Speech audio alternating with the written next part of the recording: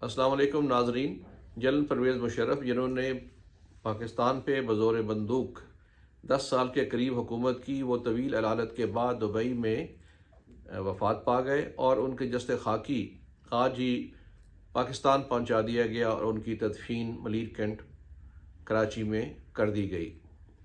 हमारा रिवाज है कि हम जो शख्स फौत हो जाए, इंतकाल कर जाए, उसके बारे में बुरे अल्फाज इस्तेमाल नहीं करते और उनकी मग़फ़िरत की दुआ करते हैं, और ये बिल्कुल ठीक भी है।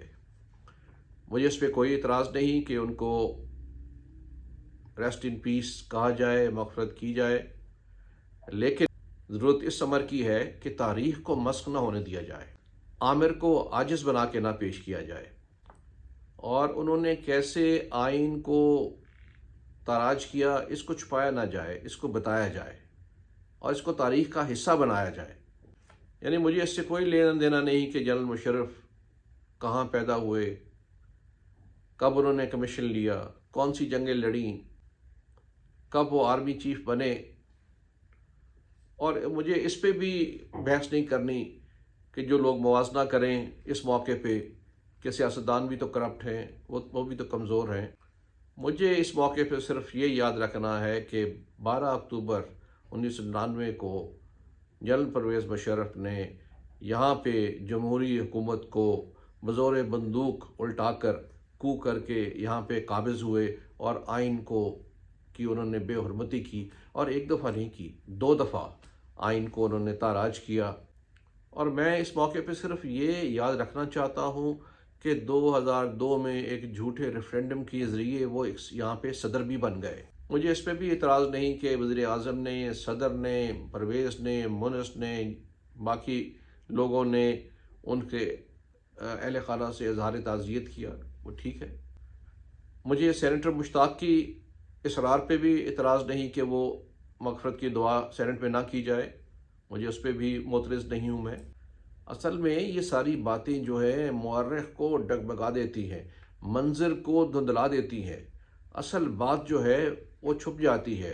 ये मौका उन बहस मुबाहिसों का नहीं जिनका मैंने ज़िक्र किया।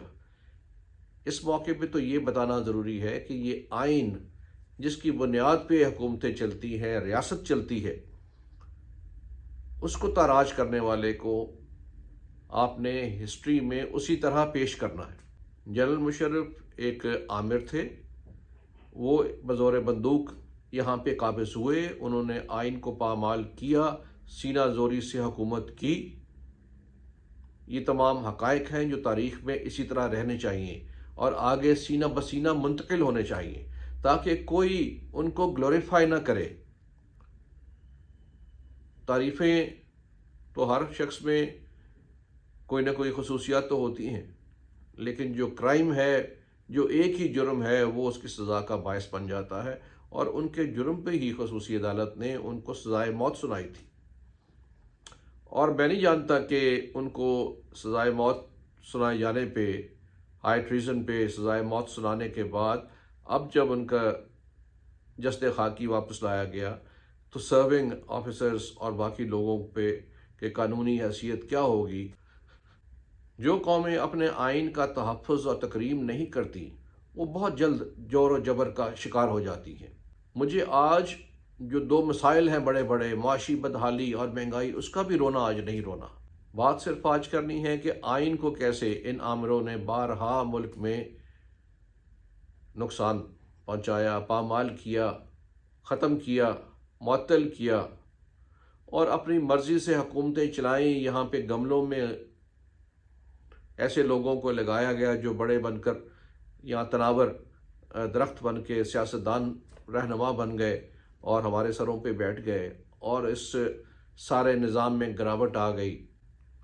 और आज भी जो आप डिवाइड देख रहे हैं, कोई हक़ में बात कर रहा है क्योंकि उनके लगाए हुए भी तो हैं, PMLQ उनके दौर की बनी हुई है।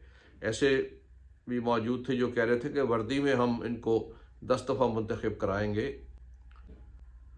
बहरहाल आज का सबक ये है कि आइन को सबोटाज करने वालों, आइन को साथ को मुअत्तल करने वाले, आइन को पामाल करने वाले पाकिस्तान के लिए जो सज़ा दी गई है अदालत ने, उसके ही मुस्तहिक हैं, اور اگر ہم ہسٹری میں، تاریخ میں ان باتوں کو ذکر کرتے رہیں گے، بتاتے رہیں گے، سینہ بہ سینہ منتقل کرتے رہیں گے، تو آئندہ کسی کو یہ جرت نہیں ہوگی، کسی مہم جو کو ضرورت نہیں ہوگی کہ وہ آئین کو پامال کرے، جس کے نتیجے میں پاکستان کی تنزلی ہو، پاکستان کے نظام کو نقصان پہنچے اور جمہوریت کو نقصان پہنچے، جو الٹیمیٹلی عوام کو نقصان پہنچائے۔